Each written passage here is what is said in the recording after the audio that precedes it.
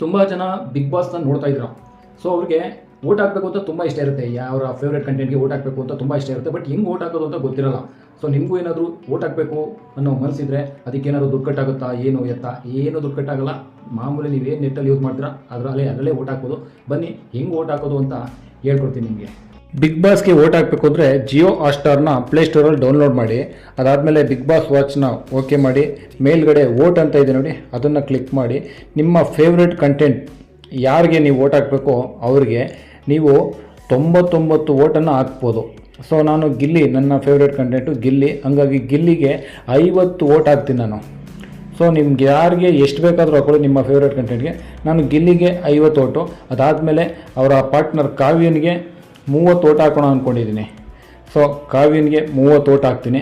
ಇದಕ್ಕೆ ಯಾವುದೇ ರೀತಿ ದುಡ್ಡು ಕಟ್ಟಾಗಲ್ಲ, ಫ್ರೀಯಾಗಿ ಹಾಕ್ಬೋದು ನೋಡಿ. 30 ಓಟ್ ಹಾಕ್ತೀನಿ. ಅದಾದಮೇಲೆ